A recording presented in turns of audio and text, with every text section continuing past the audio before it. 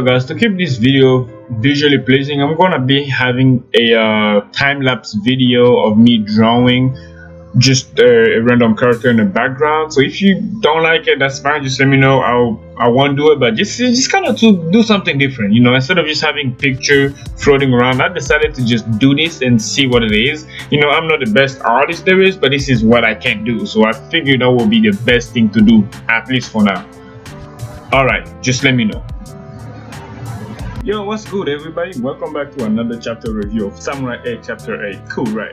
Anyway, let's get back to the chapter. So this chapter is really a slow chapter, just like a normal regular chapter. Nothing major happened, but Daruma is still kind of throwing in some mystery behind the princess name, which we're gonna get to. But first, let's talk about Ata. If you don't know who Ata is the villain that was introduced next, like the past chapter.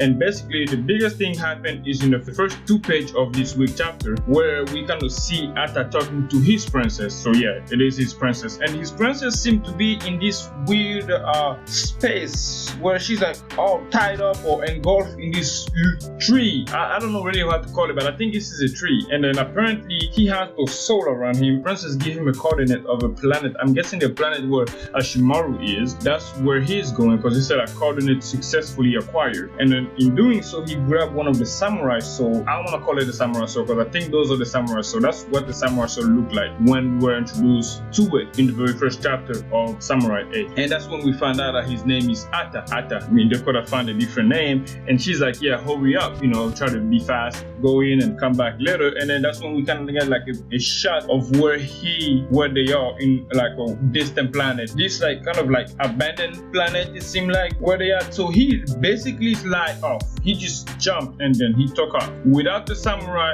without, I don't know, his key holder. We don't see we do see something behind him. I don't know if it's holder or is that dragon that's following him, or is that the soul thing that's kind of like behind him. I will post it right here so you can see it. That this thing right there, I'm not sure if that's like its holder, because that's completely different from everything else that we know so far, or maybe his holder is that dragon behind him. But the interesting thing is that he just kind of like jump and take off without the holder, because so far we've seen people moving around with the holder, but him here, he's doing it without the holder. He's just holding his sword and flying through space. Now this is just confirming that samurai can breathe into space.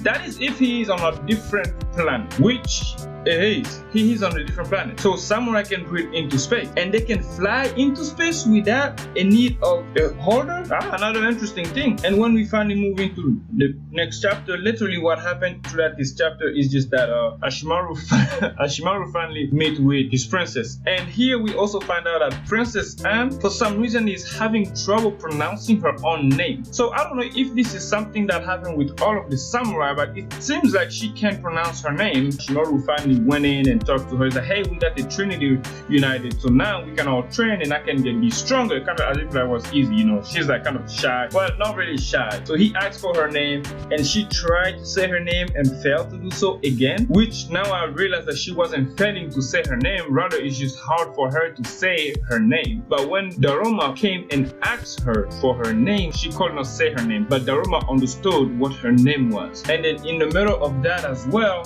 not something interesting happened where Daruma again dropped some interesting mystery where he said, oh, A for beginning and UM. So I'm guessing there is a meaning behind Anne's name, the beginning and the end. So kind of the alpha and the omega. That's what I'm getting here. That's the vibe I'm getting from this revelation that we have here. It's not really a revelation, more of like this mystery that Daruma is kind of dropping at us, the viewer, to kind of keep us guessing, I guess, that there is an importance in the letter A, and there is a huge importance in the letter U and M. At least in this chapter, that's what he's making it seem like, because A is the beginning and U and M is the end, and then creation. So the chapter goes on, and that's kind of interesting. So the dynamic between the two is kind of building up already. You can tell that Anne is a really self-preserved person, whereas in Hachimaru is really just a straightforward guy. He just goes in for what he wants. He just say what he wants to say and just really don't bother with anything. So that was something interesting that we find out about him here. And I mean, Agamishi did not really talk much, but the fun part that happened too was when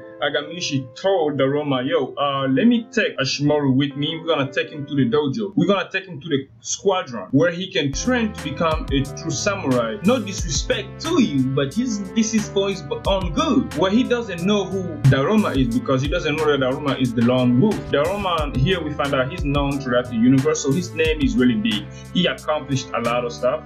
We just don't know what he actually accomplished. So when Agamishi was talking to him, and when Daruma finally revealed who he was, because he opened and showed his key holder, his keybone.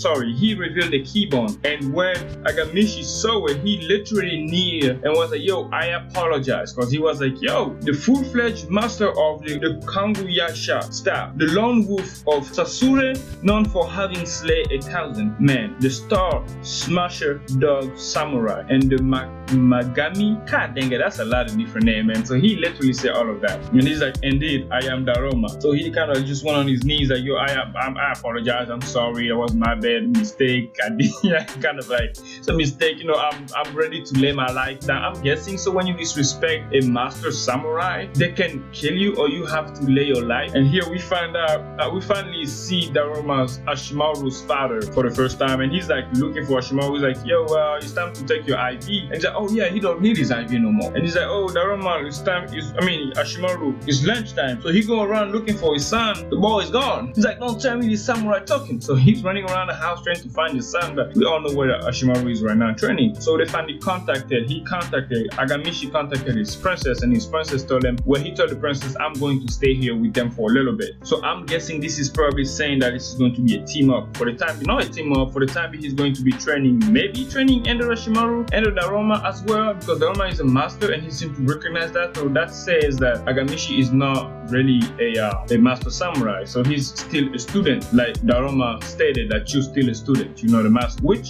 is interesting. It's interesting. I want him to stay. I'm guessing he's probably gonna stay for long. Maybe it's going to be like, this is going to be the team, the pair that they're going to have throughout the journey, and then maybe Nanashi will come back later to join them. But I'm guessing this is going to be the duo. This is the team that they're going to have here. So he contacted his princess, he talked to his princess, and his princess told Anne, stay with your samurai. And this is what we found out, that they call the samurai the Lord Samurai. Stay with your Lord Samurai. Make sure you protect him, respect him, and stay next to him, train, so you both can get stronger. And finally we went to the hideout, and in the hideout a lot of things happened. So for the first time, as you can see in the first chapter, in the previous chapter where we first met Anne, her cooking wasn't all that. She was trying to cook, but nobody never really ate what she made, or did not like what she made, because she was always messing up. And then the past chapter, Hachimaru was having a hard time training, getting his stuff together. But in this chapter, after eating, because Daruma was the first one to eat what she cooked, and he's like, yo, that's good. But the Agamishi and Hachimaru holder were looking at the food like, bruh, I ain't eating this. That was the funny part for me, seeing the black dog and Hachimaru's dog, like, that was funny. They were just looking at that food like, man, if I eat this, I'm gonna die, And then Hachimaru was looking at Daruma, of course, like, yo, master, you eating this? Without hesitation, he's like, wow, it's good. It's really amazing. So Agamishi and Hachimaru finally tasted it, like, yo, this is really good. It's really good. And he asked her for more. She kind of like, yeah, you know what, you go get it yourself. So she went down in the corner. Really, the chapter was just fun, just talking, kind of like getting to know the group that we're going to spend time with. At least that's what I get it from this chapter. And finally, Hachimaru was able to use his samurai sword, the sword, to make a weapon. And then for the first time, he finally got it straight, and he was really happy after eating. And that's when Daruma was talking to Anne again. And when she finally revealed that, yo, this is my first time too. I never got anything right, and now I finally get it for the first time. Daruma was like, he's actually failed quite a few times at this. You see, I will not compare it to your display of cooking. And she's like, oh no, actually that was the first time anyone ever eaten my cooking aspect here. So both of them for the first time are doing something great. And she's like, I always mess up, so I just act strong. Even in front of Hachimaru, Daruma replied with, oh, that's just fine for now. Hachimaru is the same way. And then he proceeded by saying, compared to Hachimaru, you look like a fine and well-mannered princess. I can't believe you see me that way. That's Anne responded. And she goes, do you have trouble seeing, Master? And Daruma responds with, I am completely blind, but on occasion I can see everything all of creation that is. So that world that he's saying, all of creation that is really confusing. I think there is a deeper meaning to it, because the beginning and the end with the name of Anne and him dropping this line, I think they are connected, but so far right now it's kind of vague. We can't really go far in it. So she's kind of shocked that he's blind, you know, and then they were talking about us like, oh, is that what you know about my name? And he said, A mean the beginning, U-M mean the end, you see? So maybe Anne's name is not Anne. Maybe it's different, but when she pronounces her name, it sounds like Anne because she can't pronounce her. So what we the viewer see is Anne, but what the Roman knows is something where he is talking about, like, you know, but between those two letters are many more things that just won't connect as easily as you like them to. So he's talking to Anne again, explaining the two letters, like, yo, they're just not gonna connect, and he goes like, that's why nothing in life comes easy, but it is the matter of time. You just have to be patient and wait. So again, he's dropping in some secrecy right there, mystery.